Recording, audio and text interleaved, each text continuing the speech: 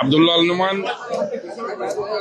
শুধু রাজনীতিবিদ কিংবা নেতা ছিলেন না, উনি জনগণের সর্বস্তরের মানুষের অভিভাবক ছিলেন।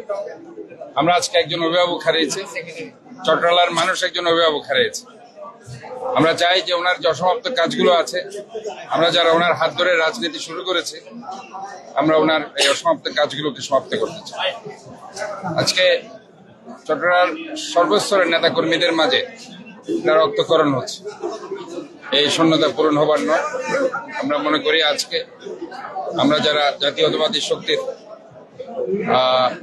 কর্মী, সংগঠক কিংবা সমর্থক আছে, আমাদের সবাইকে আজকে ঐক্যবদ্ধভাবে সামনের যে চ্যালেঞ্জগুলো আছে সেই চ্যালেঞ্জগুলো আমাদের মোকাবেলা করতে হবে। তাহলে পরে ওনার যে আজকে শোক, সেই শোককে আমরা শক্তিতে রূপান্তরিত করতে পারি। আমার সাথে আসলে ওনার দীর্ঘ স্মৃতি আছে, যেহেতু আমি ছাত্র জীবন থেকে রাজনীতি ওনার হাত ধরে শুরু করেছি। আমি যখন চট্টগ্রাম মেডিকেল কলেজের আহ্বায়ক হলাম, উনি নিজের হাতেই আহ্বায়ক করেছে। উনি ছাত্র দলের মাধ্যমে কমিটি করেন, উনি নিজে কমিটি করতেন। উনি নিজে ছাত্র দলের কমিটি করে দিত, যুব দলের কমিটি করে দিত। এবং ওই সময় মেডিকেল কলেজের মতো একটি সংগঠন করার জন্য উনি দীর্ঘদিন চেষ্টা করছিলেন।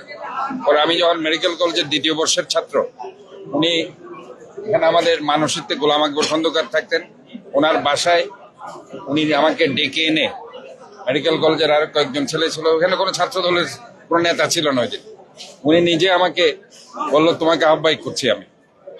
উনি সেই কমিটিতে আহ্বায়ক করলো। পরবর্তীতে 2 বছর আমরা সংগ্রাম করলাম সম্মেলন করার জন্য। 2 বছর পরে ওনার অক্লান্ত পরিশ্রমে 89 সালে আমি চট্টগ্রাম মেডিকেল কলেজে সম্মেলন করেছি। ওই সময়কার 1 লক্ষ টাকা দিয়ে আমি এই সম্মেলনটা করেছি, আমার মনে আছে, নবীন বরণ সম্মেলন। এবং চট্টগ্রামের সবচেয়ে ঝাঁকজমকপূর্ণ একটি সম্মেলন সেদিন আমি করেছি।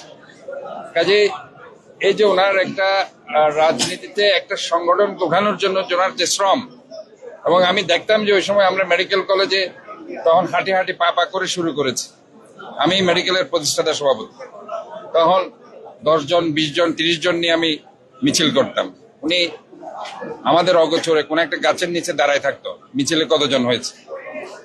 একজন রাজনীতিবিদের বাইরে একজন ফুলে পড়ে উনি একটি ইনস্টিটিউশনে গিয়ে এই ধরনের নিজে প্রত্যক্ষভাবে গিয়ে এটা উনি পর্যবেক্ষণ করেছেন। এবং এইভাবে উনি আসলে প্রতিটি সংগঠনকে পর্যবেক্ষণ করতেন, এবং উনি নার্সিং করতেন। এবং নার্সিং করার কারণেই বিএনপি ওই সময় এরশাদ বিরোধী আন্দোলনে আমরা চট্টগ্রামে একটা শক্তিশালী ভূমিকায় অবস্থান করছিলাম, এবং 91-তে ইনশাল্লাহ আমরা তখন ক্ষমতায় আসীন হয়েছি।